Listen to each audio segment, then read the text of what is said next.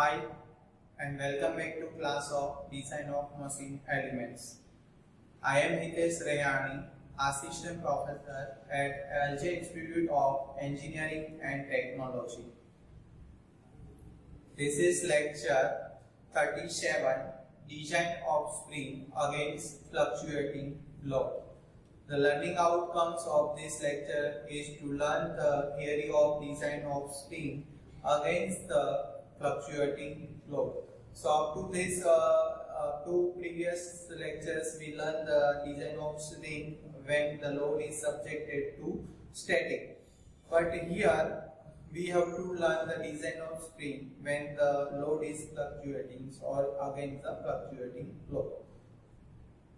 So as we know, the spring is subjected to static force P, and in some applications there are spring force is vary according to the times. So consider the design of spring against fluctuating load. So in many applications the force acting on spring is not constant and it is vary according to the times. So magnitude of force is not constant and it is vary according to the time.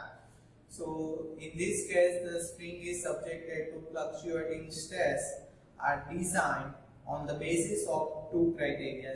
The first criteria is the design for the infinite life, and second is the design for the finite life. So we have to follow the design of design of spring when the load is fluctuating. So according to the design for infinite life and design for finite lives, you have to calculate all these required parameters to calculate the design of spring. So here the load is fluctuating, so consider the spring subjected to external fluctuating force, and the magnitude of this force is vary from maximum to minimum. So P max to P minimum. So here P max is the maximum load applied on spring and P minimum is the minimum load applied on the spring in particular load cycles. So yes, as here the load is fluctuating from P max to P minimum. So as we know in the fatigues, when the load is fluctuating, there are mean stress and amplitude stress. So in case of spring, there are also mean force Pm and amplitude force Pa, and it is given by Pm is nothing but the 1/2 P max plus P minimum.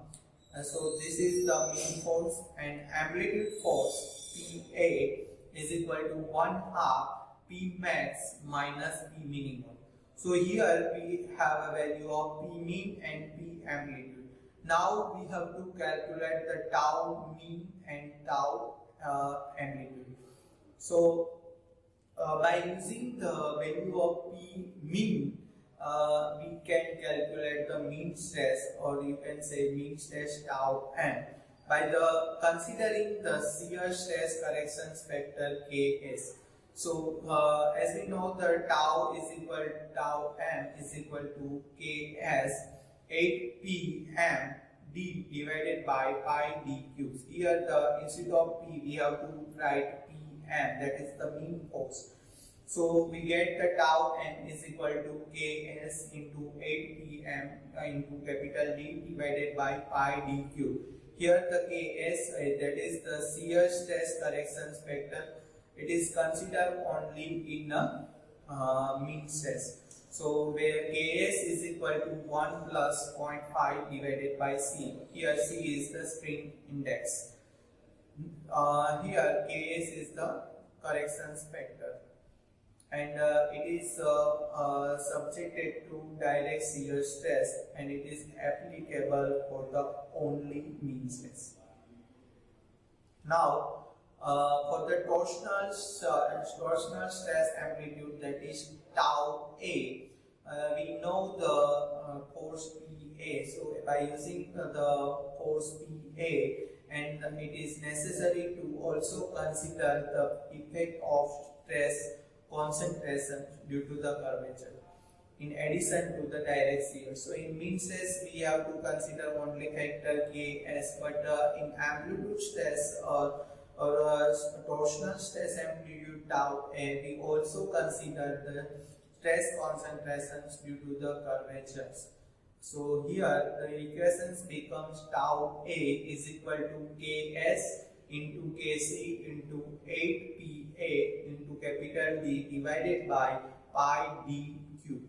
So here instead of indirect in mean tau mean, we only use the Ks, that is the shear stress concentration factor, but here we have to use the Ks into Kc.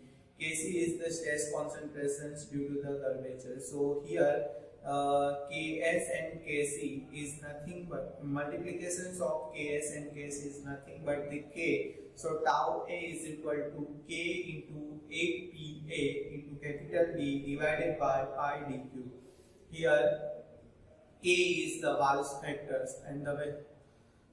So you can calculate the tau mean and tau A according to these equations when the load is fluctuating. Now helical compression spring is subjected to purely compressive load. So helical compression spring is only subjected to purely compressive force, and helical extension spring is subjected to purely tension force. So in general, spring wire are subjected to pulsating shear stress, which varies from 0 to S-AC. As shown in figure here, you can see the stresses in wire is subjected to in pulsating shear stress, and the value of this stress is vary from 0 to S-AC. And here the S-AC is the endurance limit.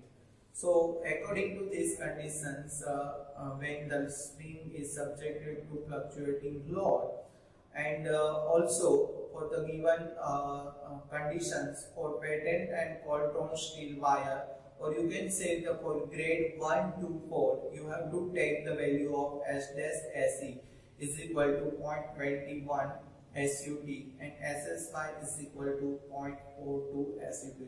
As we done in fatigue here, according to the spring conditions, we have to take the S-AC value for the grade 1 to 4 or patent and cold-drawn steel wires. S-AC is equal to 0.21 SUT.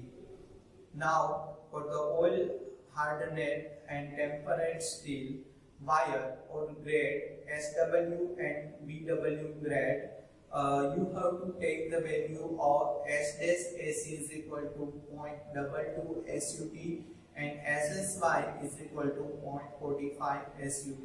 So according to whatever the conditions given are in our problems, you have to take the value of S-AC by according to the conditions. Now here the SUT is nothing but the ultimate tensile strength. So consider the figure here shows the diagrams which we have to use to calculate the parameters, calculate the failure points when the spring is subjected to fluctuating load. Here the diagram shows here from mean stress versus amplitude stress, and you can see here the point A, point B, point C, point D and different points, and you can also see here the line AB is the failure lines and line CD is the descent line and line GH is the load lines. The value of point A is nothing but the S-E divided by 2, and the value of OD is equal to SSY divided by factor of safety, and value of B is nothing but the SSY. So the point A indicates in these figures, the point A indicates the failure point of spring where in fatigue test. Point A indicates the failure point of spring wire in fatigue test with pulsating stress cycles. And point B indicates the failure under the static conditions when tau m, that is the mean stress, reaches the SSY. So this is the point B when string is subjected to static conditions and the tau m reaches the SSY. So by considering the factor of safety, we have to place the point D at a distance SSY divided by factor of safety. Here, according to point A and B, the line AB is known as the line of failures. So here you have to consider the factor of safety, and for that we have to place the point B on tau m axis line, and the value of OD is must be SSY divided by factor of safety. So OD is equal to SSY divided by factor of safety, and we know the GH is equal to the load line. So we have to consider the triangle we have to consider the triangle GFX to calculate the value of theta, and from triangle GFX we can calculate the theta, tan theta is equal to tau A divided by tau m. Here x is the failure point by considering the factor of safety according to the given conditions. So if we extend the line on horizontal axis, we get the tau m, and if we extend the line on vertical axis, we get the tau A according to the given conditions. So tan theta is equal to tau A divided by tau m. Now consider the similar triangles XFD. So you can see in figures here the XFD and triangle AEB is the similar triangles. So to calculate the equations, we have to use these two triangles XFD and AEB as we done in fatigue design in SN diagrams. We have to also follow this similar process in spring also, but here the diagram is something different, and you have to consider here the triangle XFD and AEB.